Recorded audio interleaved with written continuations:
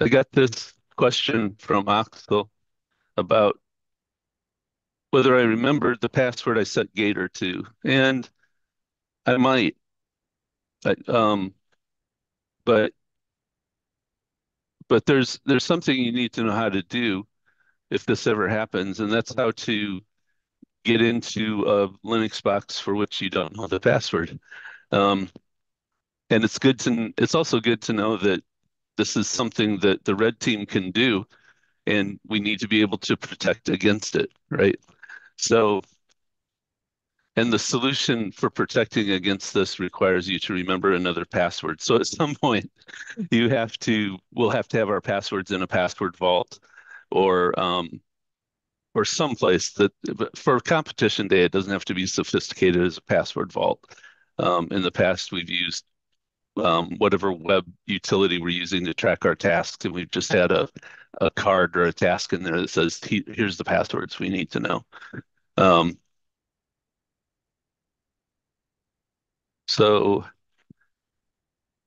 I couldn't remember how to log on to my original juice shop. It took a little while ago. And so I was like, how do I drop my server into what's called single user mode? I think there's a different name for it now, rescue mode, or I don't know what they call it. But traditionally, it's been called single user mode. And basically, what you have to do, there's when your computer starts, there's a special piece of software that runs that determines how your computer's going to boot up. And it's necessary because, computers can be dual boot, right? You can have Windows and Linux installed on the same computer. I've actually had a computer that had Windows and Mac OS installed on it. So the Windows it's called a Hackintosh, right? Because you're running Windows on it. I've got one with Mac and Linux on it. So anyway, you can do that, right? You can have a dual boot or a multi-boot computer that can run more than one OS or more than one installation of the same OS. You might, when Linux upgrades itself to a new version of Linux, it typically leaves the old kernel behind. So the question is, well, how do you do that? If you want to boot to a different kernel, how can you manage to do that? And for those of you who know the answer, I've made it really obvious. I think, but what's the name of the special software that can help you manage to boot to a different operating system and also help you boot to your current operating system in a special way? Anybody know Should what that should thing I is should I called? give the answer or Oh, let's wait and see. the Anybody know what the what bootloader? the bootloader or boot manager? And yeah, it's usually called bootloader. I've forgotten. I was trying to slip the word manage in there. But yeah, so the question is always, how do you get into the bootloader or the boot manager? Hang on a sec. Every OS, no, every computer may have different hardware. On Dell computers, I've actually got a computer in front of me, I don't know what it is, but the typical keys are always, they're not task someplace, escape or delete or F10 or F12. Sometimes they require modifier keys that control them to do more. And so if I'm doing that, I don't remember which key it is. As soon as my computer starts running, like, list on keys, start doing that, put my keys, and so the system notice appears on the top of my screen, that's happening, is the right one. And then it'll say, boot menu F12, F12. In your BIOS, or probably user UI, we also easy to do that way. There's no place we can turn on that message, I've got turned off, so you can do. But there's a message will tell, like, enter UEFI setup, press F12, and that's how I that one. You can also Google for it, how do I enter BIOS, how do I enter on setup on whatever this is, a Dell XTS15 model, whatever it is. So you can always get there. But on Mac, I think you just hold down, I don't know if it's the special, I think it's the alt key. It's not the alt key, it's the special, what's called command key. You just hold those down while you're doing manager launches. That's nice. In so built into the OS. Windows, they have built into the OS. While Windows is running, you can say, you can advanced start options. And then just wait, you say, I want to go into the advanced start options. And then it comes up and you tell, hey, I want to diagnose easy way going into the advanced start options. And then reboot. And then if you want to say, well, I'm going to reboot again. So Yeah, as well. if you click power and hold shift and click restart, it should Yeah. be the instruction menu. Is that, that's a Windows thing? That's So the it thing, doesn't depend on, that's nice. So in Linux, I don't know if there's a standard key combination on boot that'll get you to the rub menu if you're using rub. When you first install it, it usually gives you the menu by default, always. Right. You have to, I think you hold shift on start, it brings up. Yeah. I think also. Yeah, I think that's what we're here. At least I know the left shift works. I know this up. And for some reason they said left shift. So the idea is I'm going to click control, send control delete, that will reboot again. Okay. If there's, and you need to be aware of this, your terminal, Windows, if you click control delete, you get a nice security screen, you can change password or whatever. I don't know what happens in Mac OS 7. It's not, I use it daily, but I use it maybe twice a month. In Linux, if you click control delete, you're going to see it's shut down. So that's something else I want to do. But I'm going to control delete, move my mouse over here to the screen, click on it, so I know that my mouse is in that inside the terminal, there's that focus now. And then I'm going to start holding down my left shift key, just like you would have thought I would. This is the most obvious thing in the world, right? So control delete, go click on the terminal and start holding down the left shift key. And so let's do this. Control delete, click on the terminal, hold down left shift while it's stopping, because I don't want to have to wait, try to declutter and start now. Try to guess when. It's not right. Is it? Maybe I have to do it after it's in. I kind Oh, of wait, wait. wait. Hang on a second. Okay, but Yeah, we'll send that. We'll try that. Okay, so what you're out is on the vSphere hub. You press the option to restart guest OS. Is there actions, Howard? Yeah, okay. Here. Yeah, and then it'll act like you just restarted. It will still give you the so it'll act like restarted. And then no, restart. This one. Okay, right. Then you press escape when it goes to the BIOS. Okay, so we do this. I have to launch that. Right. When it goes to the BIOS. Is it getting shut down first? Well, I already shut down. So I'm gonna try this. Yeah, leave the console open. You can try it. No, actually, shut down the console. That's what I reset. Me through this. So I went to actions. So Power. power, restart guest OS. Right. Then quickly switch over to the web view. Now, my web view is this one, right, with the blank page, and it's running, kind of. Mm-hmm. What's the deal here? Okay, it's running. And then I come here and I say restart guest OS, right? Yep, and then quickly switch to the web view after. There we go. It didn't shut down this time. And now you want me to hit escape? Press escape when it reaches the BIOS. When it reaches the grub menu. No, the BIOS. Oh, this. Yep. So this is the grub shell. And if I exit, I want the grub menu. Just because I don't know how to use the grub shell. It showed the menu for a second there. And I escaped out of it probably. Let's do this. Web console. Not two of them, Chris. That's mean. That's rude. Okay, so we'll do escape. We'll only do it once. See if that works. Kind of makes me wonder. I did it twice.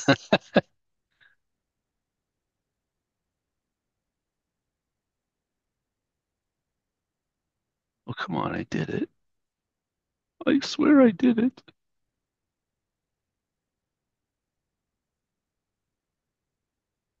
There we go. So I hit escape firmly after the VMware splash screen, immediately after it disappeared. So this is the standard way to get into single user mode. That part's not so hard if you're at a console of a real computer like your laptop, because you know what keys to hit. Your laptop manufacturer will publish that. And it wouldn't be so hard if you worked, in a company that had a data center. Oh, it timed out. I'll get back to it. Because they'd have a standard way. You'd have 1 million servers or 100 or 50 or whatever, and you'd have a console, but they'd know how to do it. You'd also never forget your passwords because you'd have ways around that. But here, in our competition, they might mess up everything and change your root password, right? Whoops, my bad. And what you have to do, oops, come on, had to move my mouse, is go into the entry that's got the star on it, because that's your default. That's the one you normally use to reboot. And down at the bottom, you can see there's some options, like you can use the arrow key. That one's important because it stops the countdown. So if somebody asks you a question like, "Wow, that soda in your water bottle, Chris, it smells fantastic. What is it?" And you say, "That's Diet Cherry Pepsi." And they say, "Okay." Then you come back and your menu hasn't gone away. Very important. I'm going to edit that out of the video. Down at the bottom, it says E to edit the commands before you boot. So you highlight that one and you hit E. And then you get this. And you look at it and you say, "Well, no, that looks about right." Actually, if you're like me, you look at that and say, "I'm glad somebody else wrote this part." This is the startup procedure for the Ubuntu operating system. For that menu item, you can have multiple. And what you're looking for is a line that says this one, this Linux one. And then it's got VM Linux, which is the actual kernel, and blah, blah, blah, blah, blah. And that's the right one. Surprised to see RO there. And then at the end of this, you just put the word single. That's it. And this is not going to persist. We're not going to save this. But then down at the bottom of the screen, you see where it says minimum Emacs-like screen editing is supported. This is the only reason in the world to learn anything about Emacs in my world. But then it says Control X or F10 to boot. So I'm going to hit Control X, and it'll take that modified startup program, and it will run. And started rescue shell. You see that one near the bottom there? And where's the target? Reach target. So we've talked about targets, right? How the usual target is multi-user. And you can see, we've never talked about this, but you can see my mouse, right? Yes? Yes, yes. Okay. Yes. So yes. So right next to where my mouse is, you can see that this log, the startup log, tells you when it's loading different targets. So we're loading the what do they call it? The rescue target, I'm guessing because it says rescue mode down here. But it needs other targets. So system initialization, and the system time target, and has all these other targets that have to be initialized for the rescue target to work. And then finally, when it says reached target rescue mode, I'm imagining, I don't know, but that must mean I'm done. I've successfully reached this target, right? If it's a target, you're trying to reach it. And then it says, okay, we're starting this run level. Run level is historically what the targets were called. And it says you're in rescue mode. After logging in, type that to see the system logs, type system kernel reboot to reboot, system system control default or exit to boot into default mode. So once you do that, you can press Control D to continue or enter for maintenance. Control D to continue, I think, means continue and boot into normal. Don't know, but I want to press enter for maintenance, and that will drop me to a root prompt, right? I didn't have to know the password. This is why you have to protect your computer against having single user mode available. How are you going to do that? Because now the user can they can go and say, well, show me what's an Etsy password. So here's the root entry, right? Root X00 root, but whatever. So now they can look and say, well, what if they change the name of their root user? Not advisable. Don't know if it would work, but it might. So what if they change the name of the root user to, Fred or whatever? They'll be able to come in here and just see, okay, where's root, where's user ID 0? And even if you had another user, buried down here that maybe, oh gosh, you have somebody named root, but it's not user ID 0, but you have somebody named Fred down here that's user ID 0, they'll just be able to grep for whatever entry goes something colon something colon 0 and they'll find them right away. So you can't hide root, even if you've come up with some clever way to rename root. And then they'll be able to go password, root, and it'll prompt them for a new password. Or they can, in this case, this is a bad idea. I'm going to leave that alone. I don't want to finish that command because root right now shouldn't have a password, Just right? press Control C. I did. But in this case, I couldn't even remember the name of the user, but down here it's OJ. And so I came in here and saw that, changed the password for OJ to something that I knew, and then hit, what did I do? I typed exit which I didn't see the little message, but I knew I wanted to exit this shell. So I typed exit and then it continued on to, oh wait, maybe I wasn't in here. No, I'm in there, but it won't, Control C won't do its thing. That's okay. I'll just reboot in a sec. Because if I do this, it will set a root password. Oh wait, not if I do this. There we go. Um, didn't think the obvious thing, give it a password that doesn't match. So anyway, you can do this. You can find they can do all the reconnaissance they want because they're root automatically.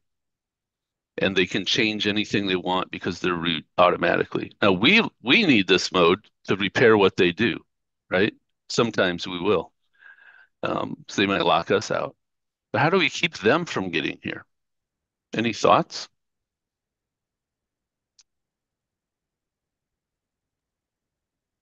Don't give them BIOS access. Don't give them BIOS access. That's an interesting idea. It wasn't on my short list as I was just thinking through this. But yeah, there might be a way to make it so that that escape gesture doesn't work by default. But so you put a password protection around it, right? Um, so that you can't get to grub that way. That you'd have to research how to do that, but that might work. It would have to be something like password protection because you'd still have a legitimate need to be able to do that, right? So that's a good idea. Let's see here. How can we present I mean, prevent? like, don't give them physical access to the machine, right? Oh yeah, yeah, yeah. They're going to have physical access to the machine. I should have told you that right away. During the competition, they'll just tell everybody that we need to leave our area, and then they'll let the red team out. This will happen. So, how can we prevent the reddies from accessing Because single user? there's a way to. Well, and I should clarify, they won't have access. Our machines will be in vSphere, but we want to have um, let's not talk about the red team, but how can we prevent bad actors who have physical access? Let's just assume that. Okay, go ahead, Henry. There is a grub configuration option that disables recovery mode, I believe. Uh-huh. It's in one of the grub configuration files. I think it's commented out by default. I think it's like grub disable recovery or something. I looked into this before at some point. There should be a grub flag, but that doesn't protect against someone just booting an extra Linux drive and just mounting and intruding into your system. Okay. Hang on, I'm trying to find the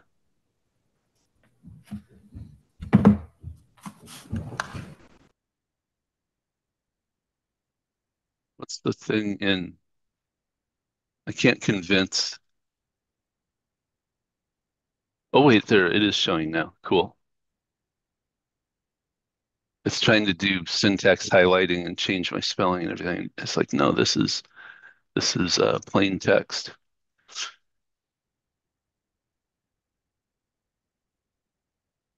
Okay.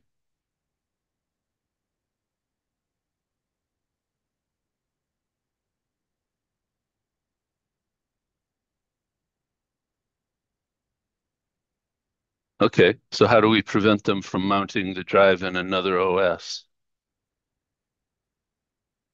Big companies have looked into this. They must have solved the problem, right? Um, let's think about backups. If I back up my system, and I want to send it off site, right? There's a company called Iron Mountain that a lot of companies use as an off-site storage site. And so you give them a tape, yes, a tape, a lot of times, or you give them some media, and you tell them, here's a tape, or here's whatever the media is, and I want you to retain this for me for a year, and then I want you to destroy it. And so they show up, a very secure kind of deal. They show up, they sign, a chain of custody. We have received this from you, and we sign, you have taken this from us. Yeah, and they drive away with it, and then there's a chain of custody that they've handed it off to the vault people at their facility. So suppose I know somebody that works at Iron Mountain, and I really want to infiltrate GoDaddy. And so I offer them $10,000 for one of their uniforms, right? And I park my vehicle out of sight from whoever is supposed to give me the tapes. And I walk in and I say, hey, I'm Tony Stark from Iron Mountain, here to pick up the tapes. And I sign for it, some bogus name, and they sign, and off I go, and now I have the tapes. They're not going to Iron Mountain, right? How do I protect against Tony Stark, the fake Tony Stark, from seeing what's on those tapes, all the stuff we backed up? You know the answer. You know the general technology we would use to do this. Authentication. No, well, something very closely related. We're not going to put an operating system on the tape so that it can have people log in, but we're going to do something so that um, you have to have something in order to be able to read what's on that tape. Remote boot Nope. or You're talking I like don't even know what it's called. you talking kind of like a BitLocker type setup, drive encryption. Hey, there we go. Yeah, not BitLocker, so not on the not Well, on the BitLocker is a Windows thing, yeah, but like drive yeah, encryption. drive encryption. And in this case, so with the backups, they'll just be encrypted. And so Iron Mountain can't read them. You know, the fake Tony Stark can't read them. In order to decrypt them, you're going to need the private key we used to back them up. And so I thought that might have been an easier. I was about ready to say, by the way, I wouldn't leave you hanging all day. I was about ready to say to give you a clue, which would have been, I think it would have been this one. It starts with E and it rhymes with encryption. But I saw the little pink thing. Um, yeah, and what Henry mentioned, that's the key. You can just like in Windows with BitLocker, you can encrypt your drives. Now this is a hassle when you go to reboot your computers, your VMs at competition and everything, because you have to unlock the drive every time you reboot. So every time you reboot, you got to type in this password, some password. Um, but every year at the debrief after the competition, um, you'll hear somebody say, "Well, um, we couldn't get into this, but then we went out during the fire drill, which is when they have you leave your area, and somebody left their laptop unlocked, and so we went in and we restarted this computer and we got into single user mode because they hadn't encrypted their drive, and then we could do anything." So because I think they're only given physical access if they can get physical access during the fire drill. They don't let them just go in to vSphere all day long and reboot your instances. That would be a somewhat unfair advantage, right? So, but we can encrypt the drives, the volumes, I think is probably the right level to do that.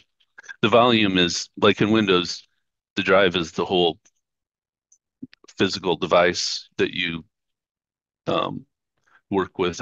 What do you do in Windows? You online it to activate it, but then the volumes are the pieces you carve out of there and you format and you give a drive letter or a mount point to. So in Linux, they are the whoops. um, let's clear that mess. In Linux, the mount point or the volumes are this mounted on. So like what's an actual oh, I'm sorry, the file system. So dev SDC would be a something you could encrypt. I think it's at the volume level, and I think that because LVM stands for Logical Volume Manager, not Logical Disk Manager. So anyway, that's as a sidebar. Um, that's how you get into single user mode. So Dev SDC is a file referencing the drive called SDC. right, but LVM is the utility you use to encrypt these guys. So I'm not Yeah, gonna you need to I'm create not gonna yeah LVM volume, and that's got inside volumes that you can encrypt and that sort of thing. yeah. So I'll put this down really fast. It's gonna be reboot. Oh, it put me into lowercase. Do something. Hold Shift key. Oh, let's to get to grub menu. That oops. That might be hold Shift key, or it might be tap escape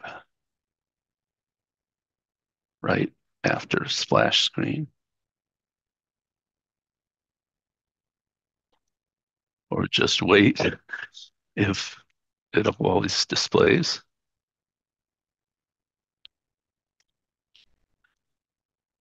And then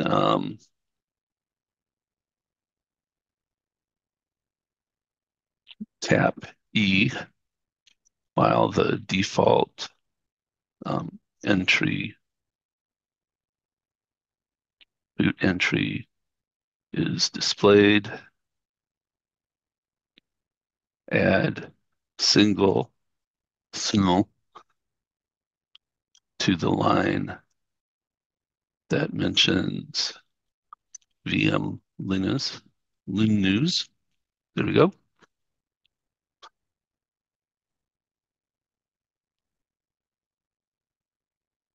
Tap F10. That's not a literal, so no quotes. To boot into single user mode.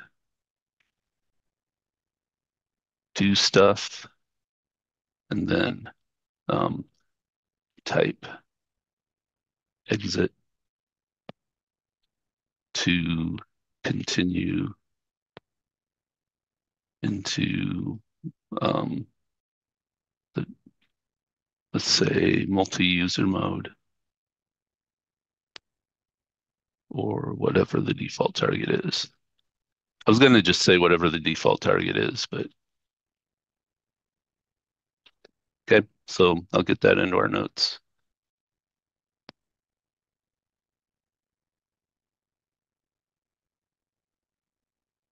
And that's a way to change passwords.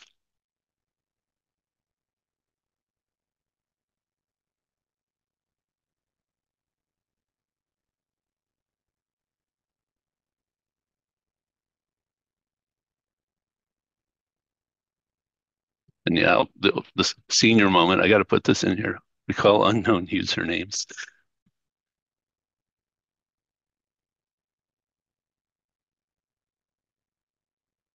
Um,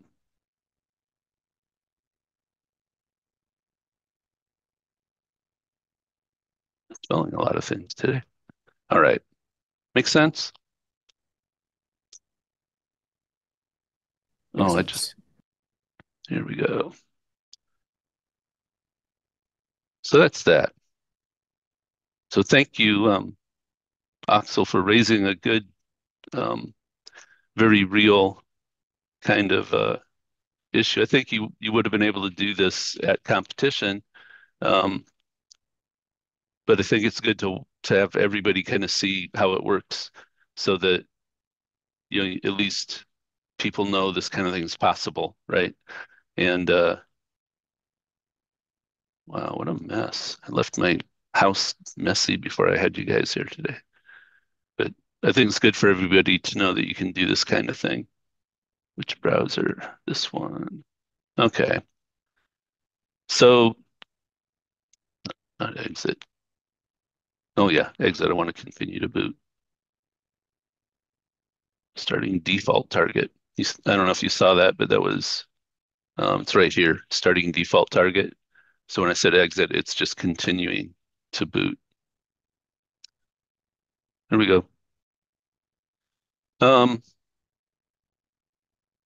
so we wanted to talk more about SSH today. And, this took us a little bit further down the road, time-wise, but I think it was a good thing to talk about, like I said. So one of the, where did I put these notes? Do, do, do, do. I don't think they're in here.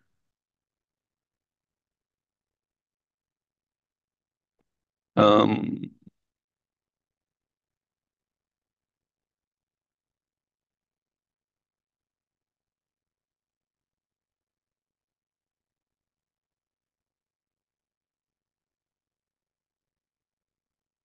oh, that's the one.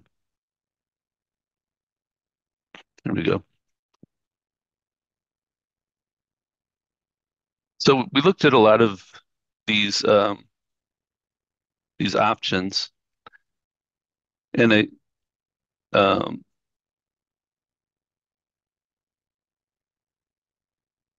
I think I'm going to assign, doing this stuff as homework this week. But if you want to play along, in vSphere, certainly feel free to do that. The first piece that that you need to do is just to make sure that the SSH uh, packages are installed.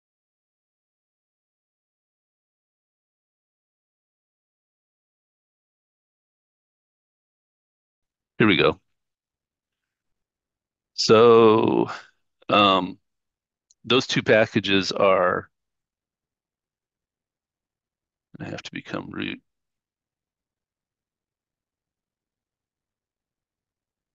Can I make that bigger?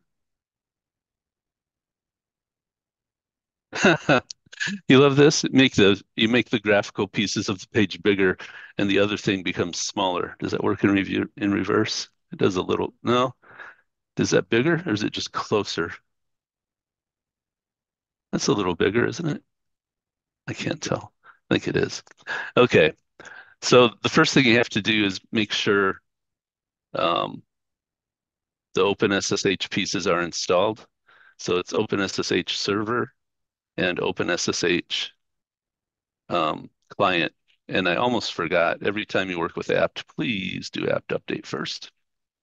So otherwise your local cache of the apt catalog might be out of date with reality. You try to install stuff and the dependencies won't work or whatever and everything blows up. Okay, oops. Which repository is no longer good? Oh, I don't have the CD-ROM in the drive anymore. Oh no. Okay, so now we'll install those guys. Can you see the bottom of the screen just fine? Yeah. Okay, thanks. OpenSSH server and OpenSSH client. And I don't even know if you have to install OpenSSH client, but best to do it explicitly, I think. And in this case, they are both already installed and they're both on their current version. So that's cool. So that means I should be able to, and like I said, it's the world's most boring demo, but you should be able to like SSH to your current box, and I guess you could check. I bet netstat's not installed. Oh, I did install it. So netstat. Um, let's look just for the listening ports. And so up here, it's listening on. If you look at this line, that's where port 22 is. That's the SSH port. And it's listening on all interfaces. That's the 0.0.0.0. That was one of our things last week. We said it'd be good to not listen on all interfaces, but just to tell it, we really want you to listen on this one, right? Excuse me.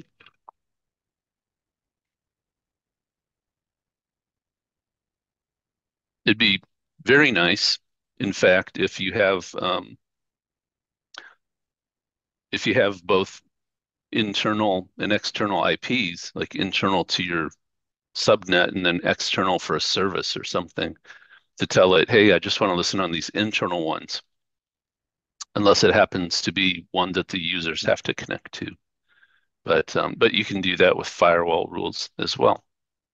So I've got so I don't have to worry about if I use a 127. I can use any 127 address. I can use whatever the actual local address is. I'll use the local address and IP address. IP adder tells me that that is 144.76.90.114. I can probably also SSH to this host name if I can spell it. DJOOZHAHP, Juzap. And you'll recall this, I'm sure you might be getting used to this. I don't have the signature in my list of known host names. And so I'm asking you, are you sure this is right? I'm saying, yeah, it's pretty right, because I'm sitting right here. And type that in. And now I'm now I'm on this other server. And one way you can tell is that you're using SSH is that if you run PS just by itself, it shows you your current stack of processes. Okay, and let me do the wide listing, and that shows you the parent PID, and you can see that my PS and bash. Oh, the command's over there on the right. So PS is the command I'm running. It's owned by bash, and bash isn't apparently run by me, right? Because it didn't show up. So if I look for this 2185, hey, what's that one, right?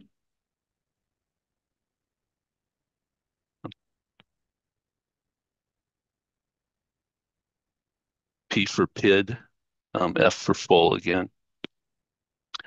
It says, well, that one's the SSHD. That's the daemon, the service that's running SSH. So that's the service I connected to.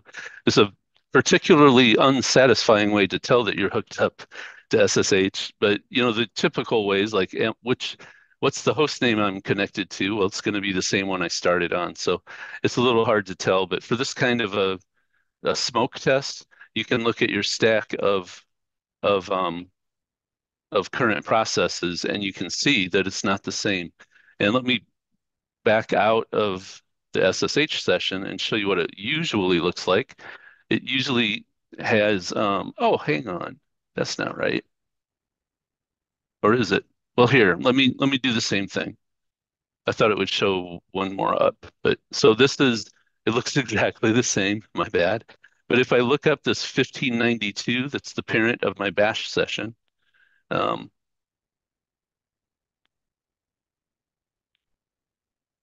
you can see that it's a login shell, right? And it's owned by PID1. which is the system bootstrap basically.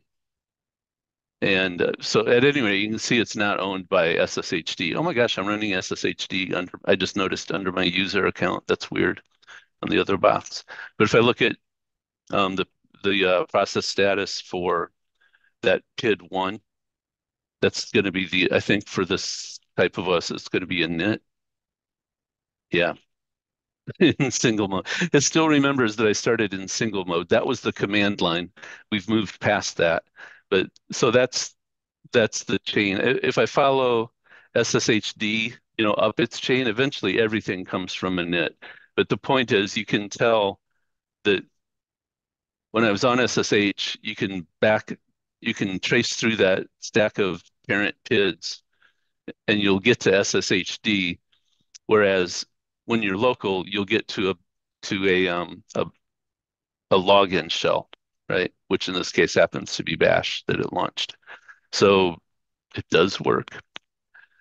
One thing I wanted to look at that we didn't get to talk about last week, or we talked about it, we didn't get to do it, was our common desire to use certs instead of passwords. 3 out of 4 of us mentioned that, or 3 out of 4 of you, and whoever didn't probably thought it was a good idea. And the way we do this is fairly straightforward. You generate a pass script. I'll probably take that out of the recording too. You generate a certificate, and there's a utility that you can run from Bash that'll do this for you automatically. And then you keep the private key. You never give anybody else your private key. Let's just say that. Just don't ever do it, okay, for any reason whatsoever. You keep that and you keep it on your own computer or computers. You can have it on multiple computers. And it's always kept in a security configuration that only you can read it. Okay, that's important. SSH won't even use it if you screw up the permissions on it. It'll say, no, no, no, no, no, that's world readable. That can't be your quote unquote private key. Okay. And so it'll even warn you and just say, I'm not using that. Usually it's your directory where you have all your keys. It'll say, no, that directory is no good. I'm not going to use a directory that's open. You got to fix that first. But basically, you get a certificate, put it in a special directory where SSH knows to look, which is a directory in your home directory called .ssh. And then you get the public key and you pop that into a known location on the other server. And typically you do this, you put it into your um, home. Sorry, let me back up. My grammar was getting complicated. Typically, you go to the home folder of the user you're going to log in as on the other box, okay? And you put it in a known location on inside that user's home directory. So if I'm going to log in as, Sally on the other box, I go into Sally's home directory and I put it in there. And so then when when OJ SSHs from this box to Sally on the other box, and I have the private key here that matches a public key over there, SSH is like, oh, it is Sally, and it just lets you on. Okay.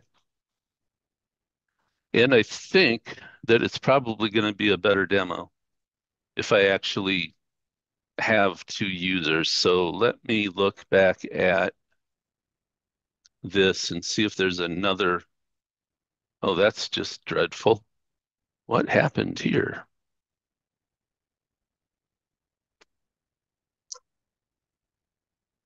Oh, I wonder when I changed the resolution, it must have changed it for all my windows. That's very strange. So I've got another one. Let's see if I can log on to this one as well.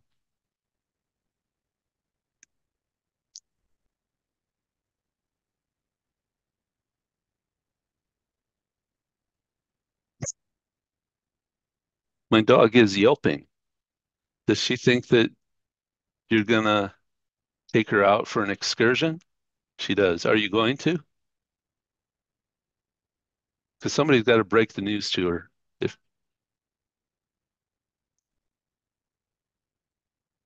yeah, yeah. Her dog is very persuasive with my wife.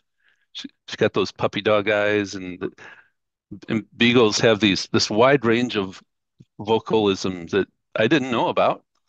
And she's very good at saying, "Oh, please, you do want to take me for a walk." Yeah. And she's doing it right now. She's changing my wife's plans on a weekend to include walking the dog. Well, that request was an inherent threat. Oop, that was a little garbled. What'd you say? That request of your dog has an inherent threat built into it. Oh, this dog, the threat level associated with this dog is about -12.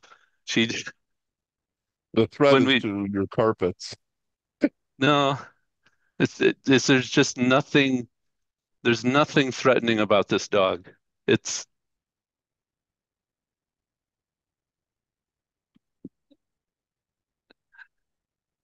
she when we brought her here to think about adopting her, this looks almost like it got stuck.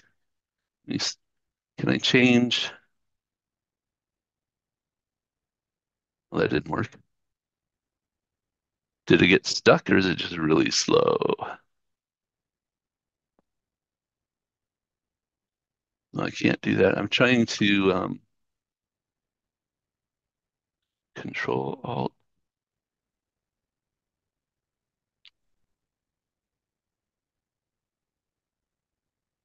Okay, I don't need no stinking desktop, right?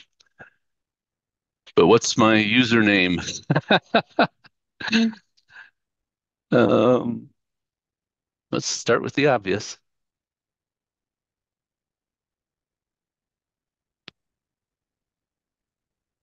That's a no.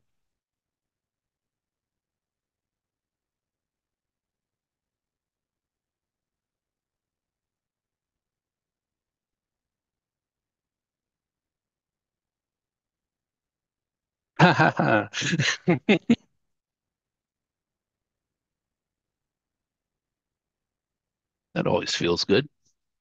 So now I have I've got a user over here named CDC, obviously. Um,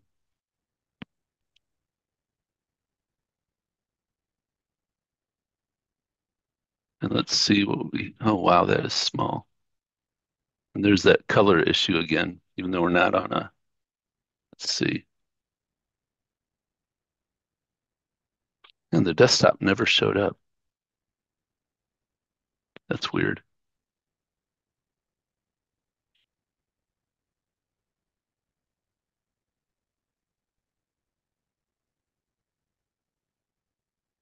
Okay.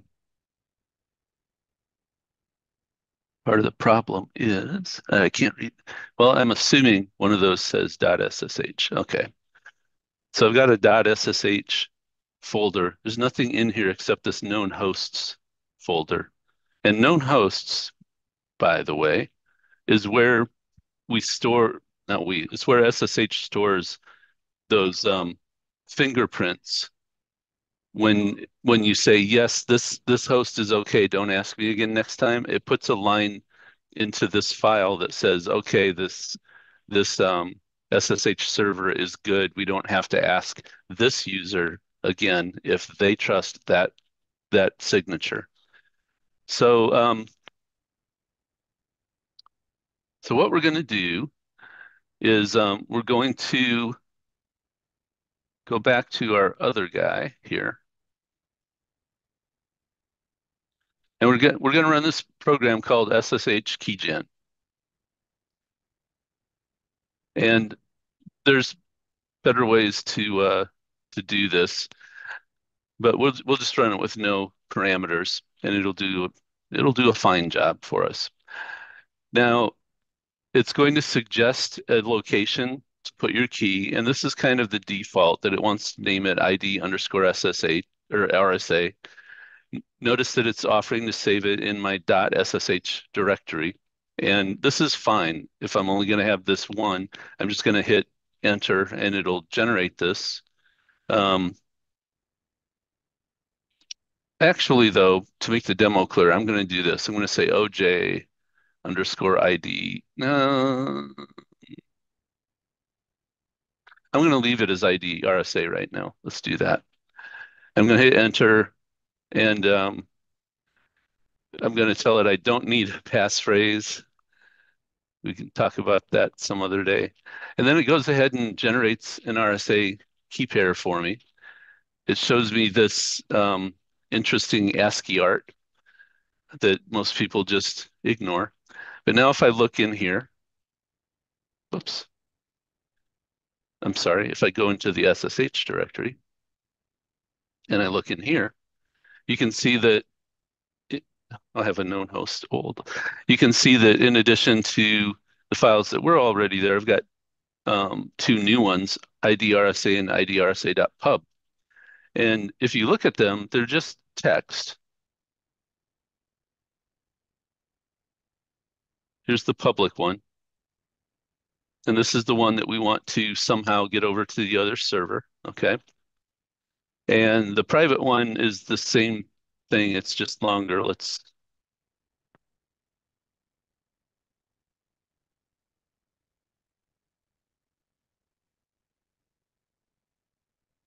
Okay, looks like that.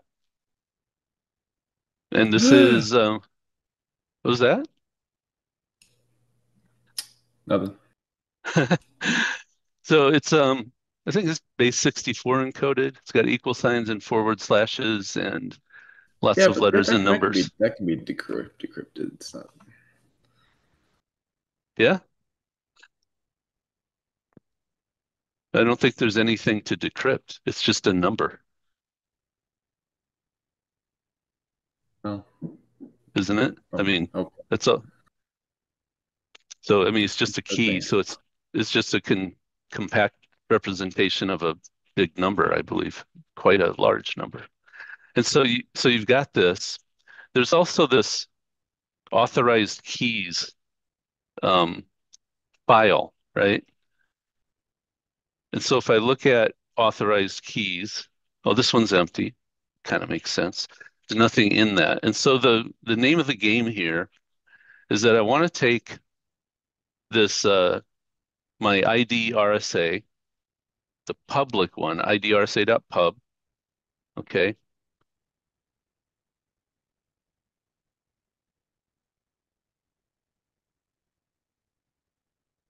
That, and I want to take it over to the other server and put it inside the file called authorized keys. Easy peasy, right? Well, you know how easy it is to copy and paste in these sessions, right? And so I need another utility to do this. I know a couple of you are fans of using Netcat because, I don't know, you don't like security that much. But maybe at Netcat's fine. But and actually Netcat's pretty cool. It's a very creative way to do this. The standard way to do it is to use something called SCP. I SCP stands sense for slander. I'm just SCP stands for Secure, Pertain, Protect. yeah, SCP, secure copy. And just like when you SSH to another box, you say, I want to become Chris at some computer, right? And so you might say, I want to become Chris at, and I don't have a host file, so I need to go get the IP address for this guy. And this is where your young neuroplastic minds have to help me, but it's 144.76.90.100.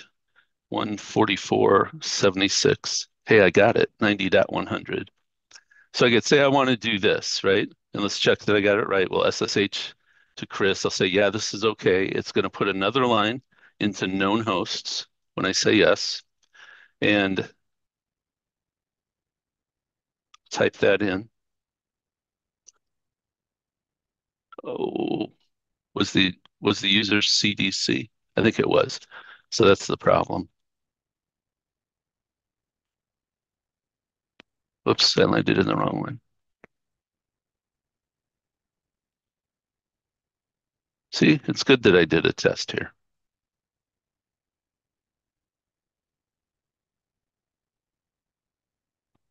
There we go. So now you can see in the prompt, I'm CDC.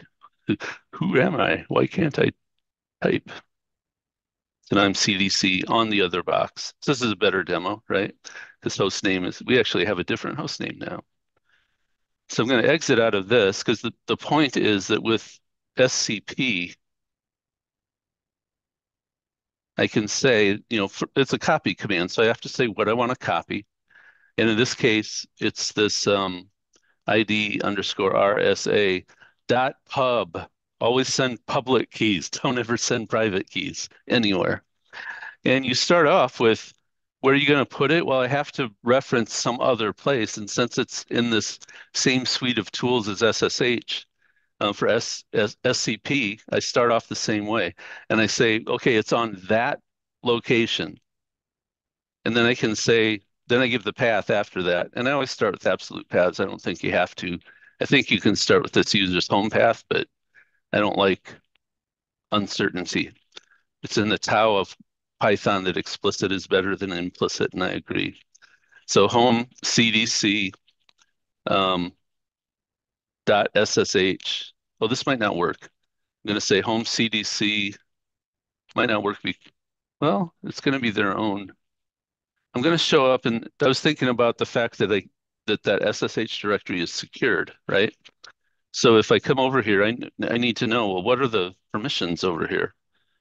So if I look again, the permissions for the directory itself, oh, I have to say, I want to see the hidden stuff.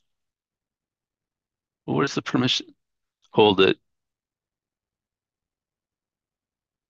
I bet one of those things that I can't see is the actual directory. So now I need to catch this. Okay, so the one that says SSH, I think is this one.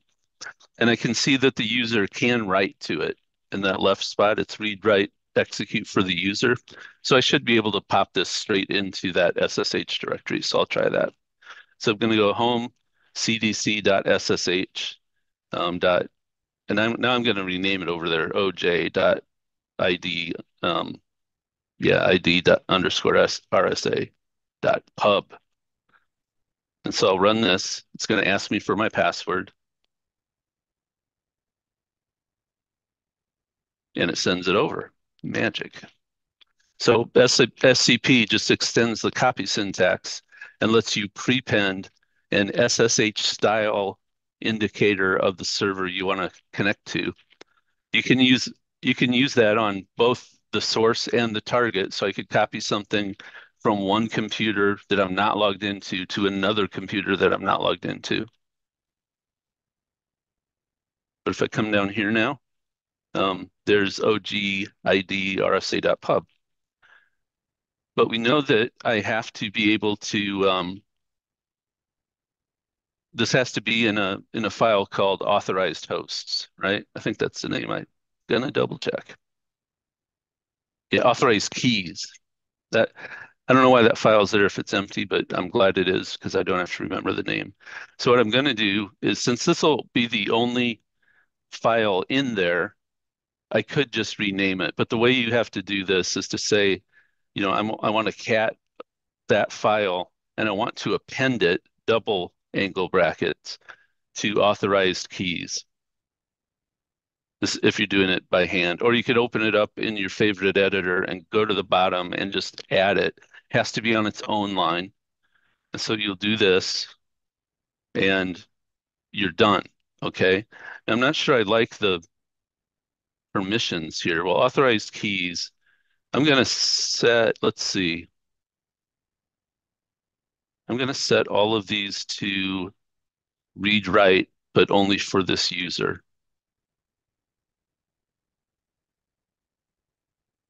So I'm going to chmod.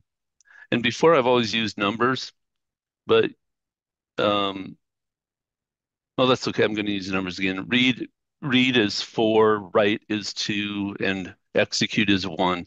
So I want the 4 and the 2. I don't want the 1. So that's 6. And then for the group and the world, I don't want any permissions at all. So say chmod 600, and I'll do that for authorized keys. One of them has to be different. Oh, I don't have a config file. Known hosts, and I'm going to get rid of the OJ file here in a second. So I'll do this to everything. And now, how's this look? That's pretty good. I'm going to get rid of OJ because that doesn't really belong to this user. And it's in the authorized keys file. So this looks better. I think SSH will be okay with this because only the local user has access to it. So if this is right, I should be able to come in here and just say that I want to be OJ. I'm sorry, I want to be CDC, right? Because that's the user whose home directory I'm using over here. So I want to be CDC at, oh gosh, yeah, forget that. I want to do this, right? And if I do this, it's just going to say, okay. Because what happened in the background, you can actually check this out. What's the, oh boy. Um, I didn't think about this. I'm going to do some parameter guessing. Hang on a moment. And then when I fail, I'm going to look at man. That, that wasn't it. I have to do this once in a while with GitHub TV. Oh, maybe it's just V. There we go. So, oh, and I lost it. I don't think I can do this, but I'm going to try. Rats. What it tells you is like up here, you can see I'm going to attempt this key and I'm going to attempt it with different algorithms. No, I'm sorry. It's going to attempt this key, not different algorithms. These are the keys I have in my local .ssh folder, and it's going to attempt all of them. And then it tells you, hey, I'm making progress with this one, and it gets an accept message for for this last key that it tried. And Because if you want to see all of it, you can always just pipe the output into a file and yeah, then that's a cancel great that. idea. Yeah, that's a great idea. Thank you. Let's do that. I've done this multiple times with not being able to scroll Oops. through the output of files. Yeah. Um, wasn't paying attention there. Locked myself out.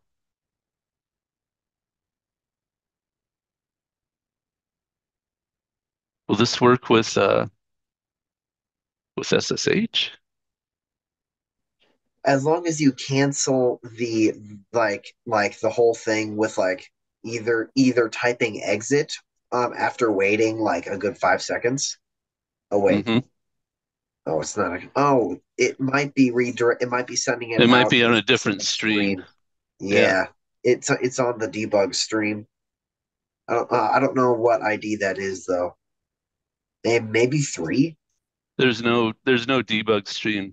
That's using a PowerShell and it's 150 different output streams. Yeah, that's Um, true. let's see. Let's see if anything showed up there though. Temp SSH dot out. Yeah, I got something. But I think what we want to do instead of that is this. So let's try that.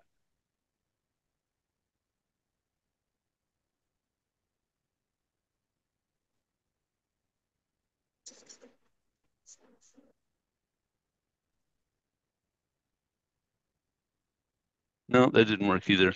Anyway, you'd be able to see in, let's do this. I'm gonna go back over here. Let's take one that's not an admin shell. And let me check that I can get to GitHub. Okay.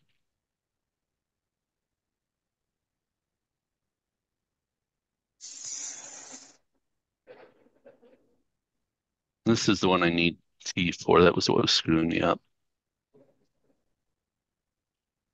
This is the same idea. Did it log me in at the end? Yes, it did. Okay. So you can see that it'll tell you where it's getting keys from. I don't have a known host. Oh, this is Windows, so I don't SSH from here too often. But and then it'll say, you know, here's a key I'm going to try, and that the server finally accepted. Hey, look, I got it in one shot. I think I know what that means. And then it says, hi, you've authenticated, but we don't give remote shell access. And I thought that's what -T meant, that I didn't want remote shell access. Um, and if I go, I want to look at something here. There's one other thing that might be handy to know. Let me check and see if I've got it set up. Yeah, this config file. Let me see what's in there. Yep. So what you can do with the config file, you can say, hey, whenever I try to go and connect to something using this host name, here's what I want you to do. I really want you to connect to this. So these can be different. If I put host wakawaka.com up here, and I said SSH get at wakawaka.com, then it would really try to connect to github.com. This can be really useful if you keep connecting to the same GitHub server, but you need different settings, like different keys, depending on which repository you're connecting to. Like if I could say host cdc2014.com, and then I could put in the correct key for that repository. So Chris, this is, yeah, here's a hypothetical. What if you put an asterisk in for host? Would it, like, whenever you put anything in there, connect to github.com? I don't know. You could check that. I don't know if it takes wildcards or not, because this is kind of how I've used it. So I just don't know. But in this case, it knew that the user should be Git, and that's not really a username. That's confusing. But you know, the Git at github.com, that part of the syntax should use the word Git. And this is why it didn't try any of my other SSH, or it didn't try any of my other keys, because I told it, use this one. And this is important because, oh, okay, on some of my SSH folders, I don't know about this one either, because this is kind of new. Do I have an SSH.old? I don't. On some of my SSH folders, there's dozens of keys, and SSH will only try so many times. And it starts with ID underscore RSA and some others that it looks for. And a lot of times you'll get too many attempts as an error, and it'll just stop. And so when that happens, that means that it's tried. Usually, what it means is that you've got a bunch of keys and it didn't get to the right one. And the way to fix that is to build a config file and to tell it, look, if I use this string as my target, this is exactly what I want you to do. Okay. And usually the thing you're after is to say, this is the key. Don't go looking, you know, you try this one first. It'll work. So yeah. And you could, did I have any others? No, that's the only one I had in there anyway. So it wouldn't have had too much choice, right? That probably is a carryover because I cleaned this up. I used to have a bunch in here and I said, you know what, I'm just going to add them back in when I need them. But anyway, this is very useful, right? We can we can go ahead and instead of having to type passwords, we can use certificates to log on to SSH. Now, the question is this more a convenience or is it more secure? What do you think? Here's a scenario. I'm on, um, back to this guy. So I'm on Uh, Juice app, Juice Shop. I'm on Juice Shop, right? And I want to connect to I want to connect to whatever the other one, Chris Ubuntu 01. This is competition, our competition network. And so I say SSH-V yada yada. I don't need a password. And I still have the debug thing on. But I go ahead and run that, and now I'm on the other server. What are the pros and cons of this from the point of view of what if the red team compromises Juice Shop? Sorry, Juice. Well, then they compromised any machine that you've given certificate access to. Yeah, they can immediately come to this account, right? So that Easy pivoting. Yeah, exactly what I was going to say. We've given them a pivot to this machine. Would it be better if we used password auth? What would be the implication?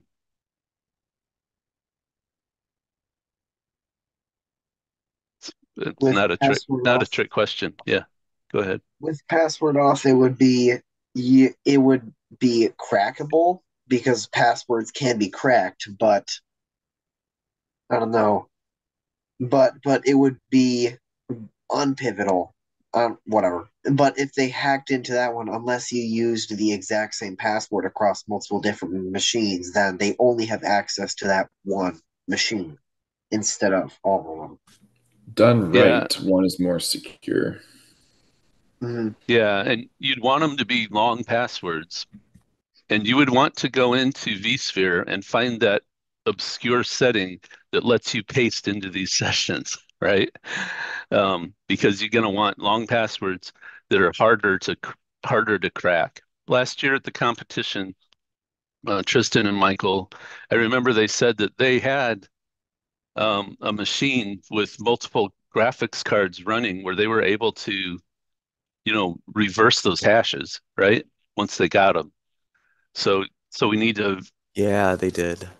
really Yeah, make sure we don't let them get to the shadow file. So if they're logged in as this, I'm logged in as CDC normal user can see Etsy password, but there's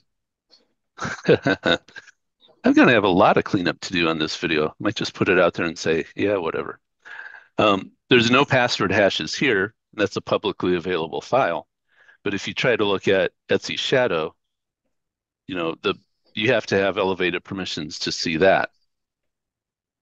Um,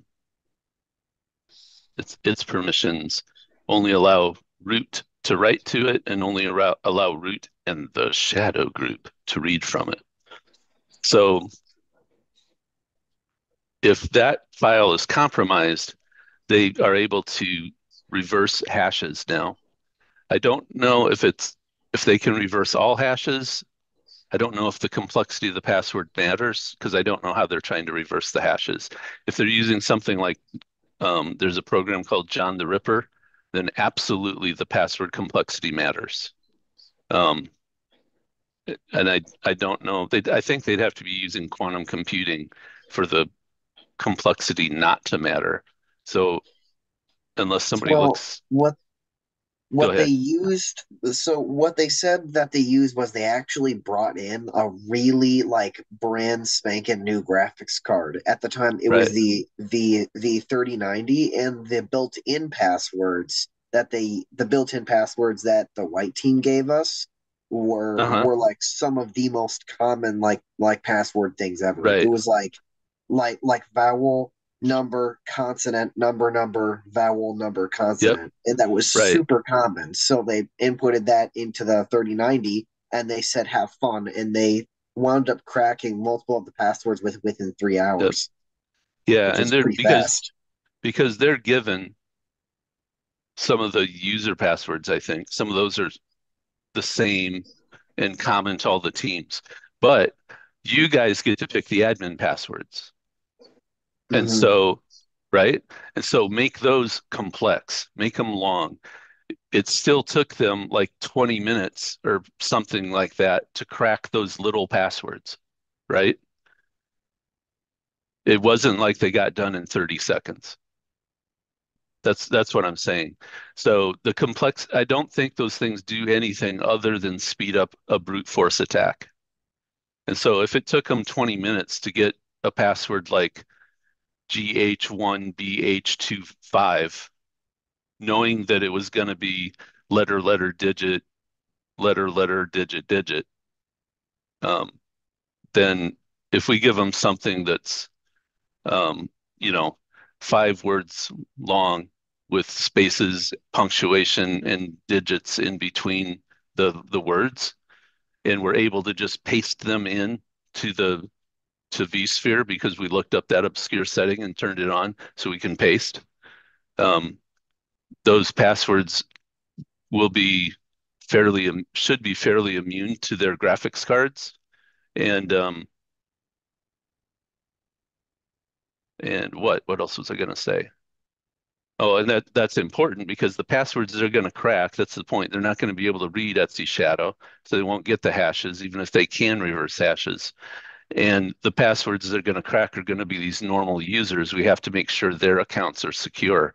So, one of the things we have to do is sit down when we get these normal users' accounts and try to do things they shouldn't be able to do, right? Um, check all of their groups memberships. Like when you're logged in, when you log in as one of these people, just run the groups command and say, oh my gosh, they're in ADM. Isn't that the admin group? Stuff like that. But anyway, that's a decision point that you might not have thought. I mean, certificates sounds better, and we've used certificates usually in the past.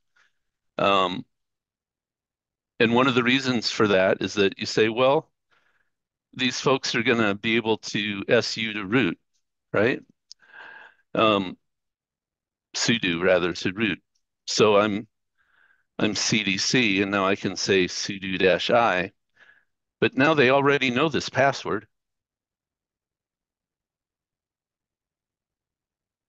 right? So if they were able to crack, so there's a trade-off, right? If I use certificates for SSH and you get on one server, you're going to be able to SSH over to the other server. Well, that's a problem. If you're using certificates that are from your laptop and you put the same public cert on each of the laptops, if they somehow I don't know how they get a cert off of your own laptop, except that you didn't understand how to do it the first time you did it and you left a private cert on one of them. But if they get that private cert, the private key, now they're able to SSH onto all of them. So you have to make sure you do it right. But suppose we say, no, we're going to do this by password. Now, if they get the password, well, now they can do sudo. So there's a big risk there too. Well, what if you take sudo away? You give root a really hard password. So, there's a serious chain of, we have to think through this. What if we just say sudo, we're gonna disallow sudo completely. And in order to run things as root, you're gonna have to supply root's really hard password because we're gonna turn on this obscure setting that lets us paste really hard passwords because we'll never be able to type it right. Then to get to root access, you'd have to know 2 hard passwords. And we make them different on every machine. To pivot from a different server that you've compromised, you're going to have to know 3 passwords. The other server's hard password, then this server's hard password to SSH, and then root's hard password to use SU, because we're not going to, allow you to SSH over as root. We're just not going to allow that. What if we shut off SSH altogether, except the server that is required to have SSH for the users? And we just work off of, this terrible web console for the competition. We can have all these things turned on until the day of the competition and have a script to just shut them all off, part of our hardening process. Turn them on if we need them during the day, You know, you see what I'm saying, right? There's a lot of things we can do for this unusual situation of this competition, but we have to make sure we don't lock ourselves out of our own computers. But there's a lot of, Wouldn't the logging pet. ourselves wouldn't locking ourselves out be the most secure possible? Yeah, but it'd make it pretty hard to. I mean, you'd have to come back in single user mode. That takes a lot of time, and they track your uptime as a major component of points. So, yeah, I'm just saying there's you have to think about not just the configuration of the applications, which is hugely important, right? Find the C99 shell. Maybe we'll talk about that later, but someplace they will have this PHP shell that will give them like a full console that lets them command your your web server.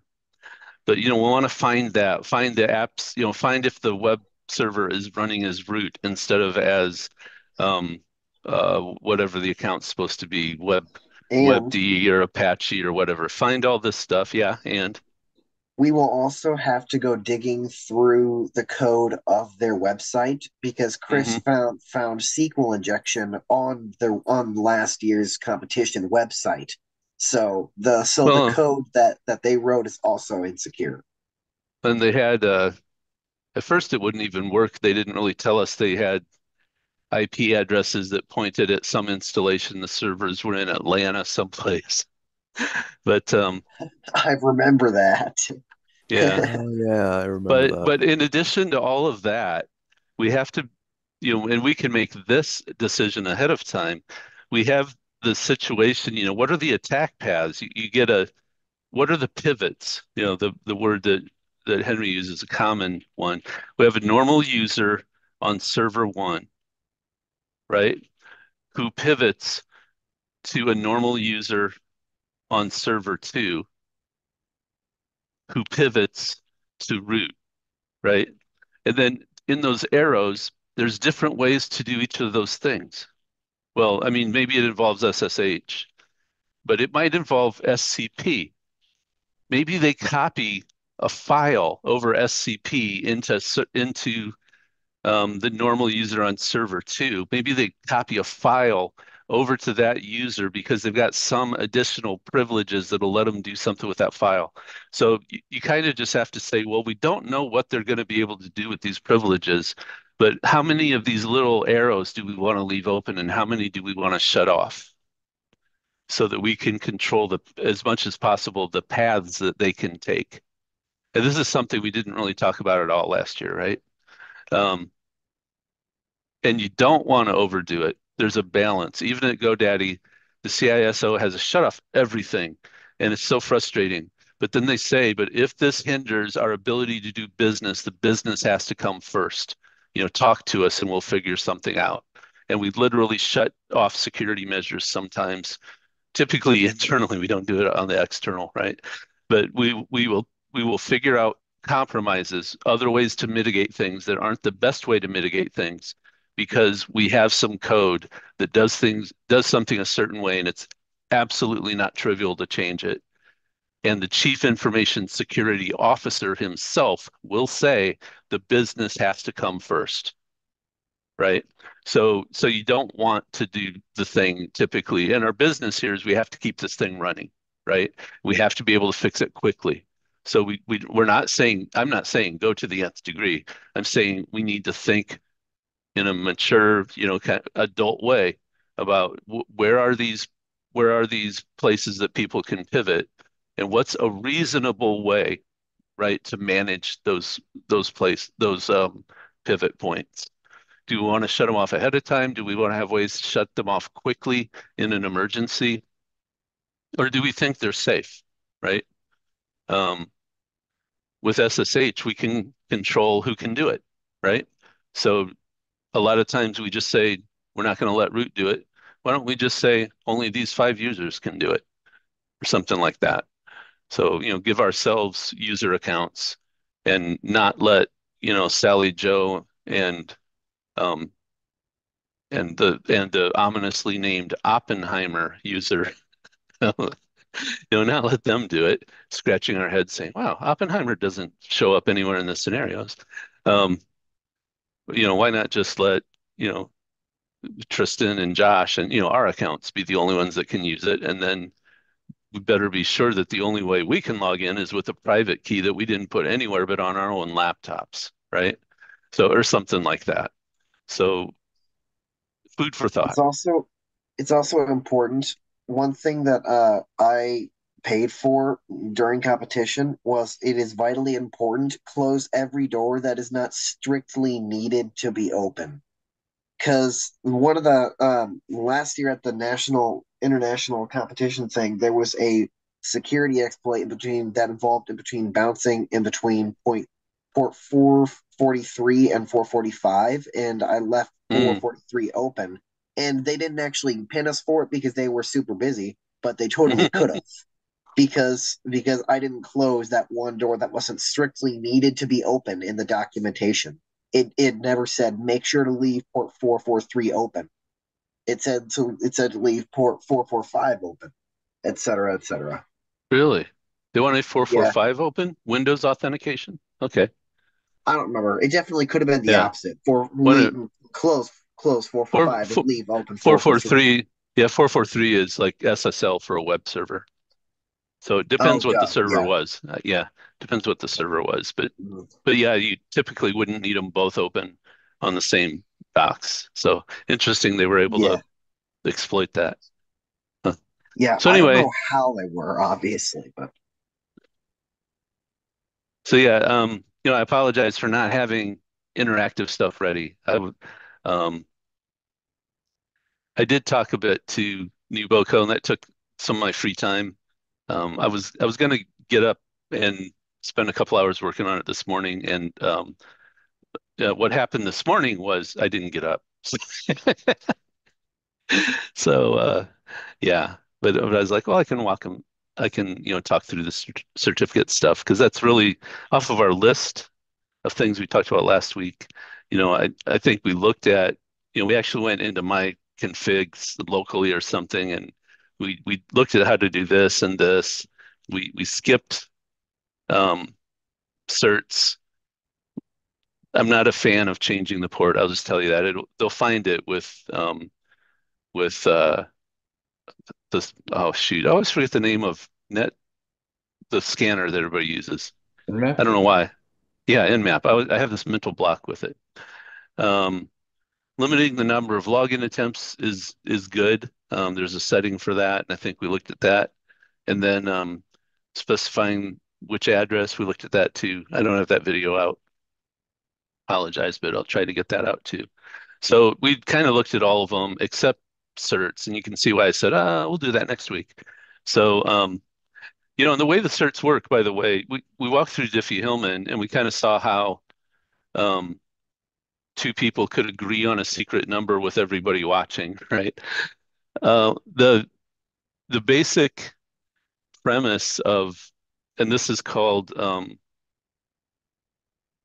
public-private key or key pair cryptology, where there's two numbers, right? Before we agreed on one number. But do you remember that um, part of how Diffie-Hellman worked was really that if you're Alice and sorry, I didn't want to do that to you. If I'm Alice and you're Bob, um, in case you're very uncomfortable with playing the role of Alice, we each had two keys. Remember, you sent me a public key and I sent you a public key, but you had a private key and I had a private key. You remember that? So it was really an exchange of public keys.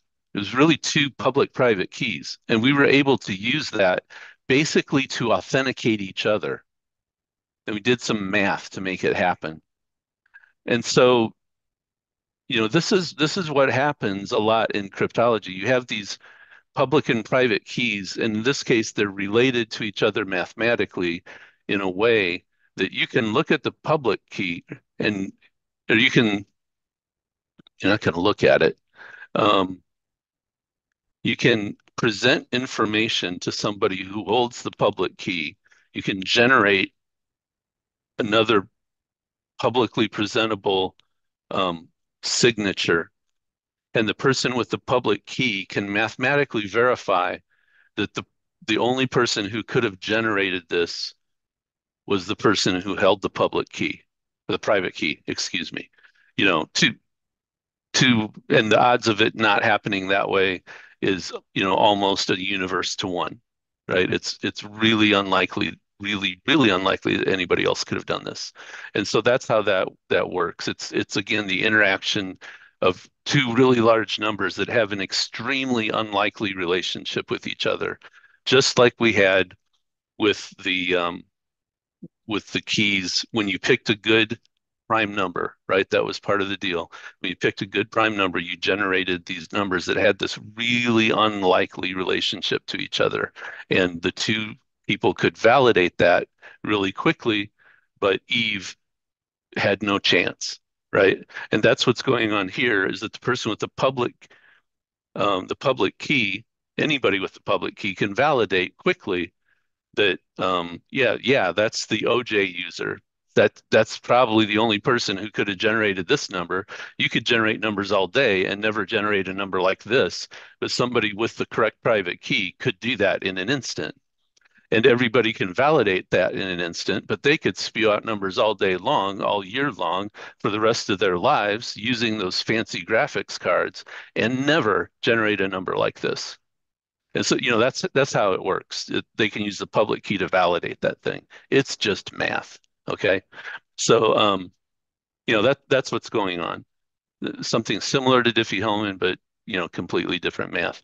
But a lot of it relies on using exponentiation and modulas. And so it's so common that a lot of math libraries have a pow mod function where you raise something to a power and then take a modulus. Uh, in fact, you won't probably have noticed this, but when I did my naive implementation in Python, this will be the last thing for today. When it got stuck and it was running for a week and it wasn't finishing, it was because I had told it to raise some number to a very large power and then take the modulus. And there's a fast way to do that, but it's not just to tell a language, hey, raise 10 to the zillionth power, and when you're done, take a modulus. I think what you do is you raise it to a power, and then you do it iteratively. There's a way to code it in a loop so that it goes much faster. But it's not like anything that occurs to you if all you have is the power operator and the modulus operator. So modulus arithmetic has different ways you can do things. And the people who write POW mod functions, they just build it that way so you don't have to think about it. And that's why that math library was instantaneous and Python died a very, very, very slow death because the way I wrote the code, there was no way that the interpreter could look at it and say, oh, he needs the POW mod operator. Python probably doesn't even have one. So it was essentially, it probably, it was never going to finish. So anyway, that's why there's specialized math libraries that say this one's particularly good for cryptology. And you're like, why would that matter? And it's because it makes frequent use of certain mathematical paradigms, like raising to a power and then taking a modulus. There's highly optimized ways to do that. So anywho, that's where we are. I will put together some homework based on, setting up something that looks like this, and make sure you have today's video, which, like I said, it'll be much shorter based on my gaffes. I'm having enough senior moments that I should run for office. And yeah, if you have questions, let me know. I saw everybody had emojied in on this morning's message. I appreciate that. I'll try to get something out earlier in the week, closer to Monday than Friday this time, maybe even this weekend. So please check earlier. I mean, you don't have to do it as soon as it's out, but um, it helps me know. I feel better if I know that you saw it, right? So it just helps me go, good, they saw it. So so take a look. And I'll also give you a heads up during the week when I know for sure that we can meet at Nubo. Or if they tell me, get lost, we don't like you GoDaddy guys here. But that's all I got. We're about a quarter after, and I apologize for that. But I know you guys would tell me if you had a hard stop. So you guys have any questions or other housekeeping anybody thought of? When do No. we get the server? The scenario? Yes. Yeah, and the multiple servers. That is usually supposed to happen a month-ish before the competition. I've seen it So this happen month? close. No, the Yeah. competition's in April 20. So they'll be targeting about March 20. And the problem is, and it was it was made worse by a few factors last year. The problem is if that time frame is close to spring break, because it's all students doing it. Last year, does anybody About remember? 2 weeks. Yeah, 2 weeks-ish.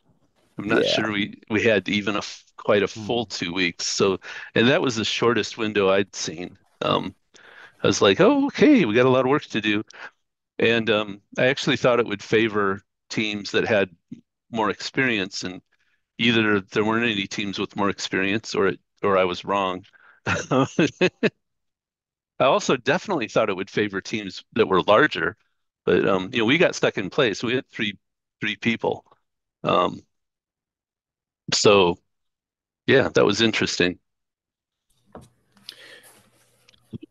Excuse me. I don't have any more to contribute, but I do have to get going. So Okay. thank you. We'll talk to you Yeah. next week. Okay. Yeah. Thank you. See you, Tony. Thanks everybody for coming. See you. Mitch Kale and Askell and everybody. See you next week. See you, Mr. Stark. I do have one thing. Yeah, sure. If we are still looking for a place to meet, our church has super fast Wi-Fi. So Okay. I haven't asked anybody yet, but if Nuboco doesn't work, that's just an idea. So, Sure. Okay. Which church is it? we go to Living Hope Wesleyan. Okay. It's right around like the Bowman Woods area. Yeah, I've seen it. What street's it on? Dad, what street's our church on? Council and voice. Yeah. Yeah, it's on the Okay. intersection right next to like Council and Boyson. Yeah. I think I'm pretty sure I know the one. Okay. Cool. So that'll be yeah, if Nubo Co doesn't work out, then we'll see if you guys can ask them if that would work. So Yep. cool. All right. Thanks. Thanks, Chris. Yep. I'm trying to find Zoom. Shut it off shortly here. Next week. All right. Bye, everybody. Cool. Bye. See ya. See you.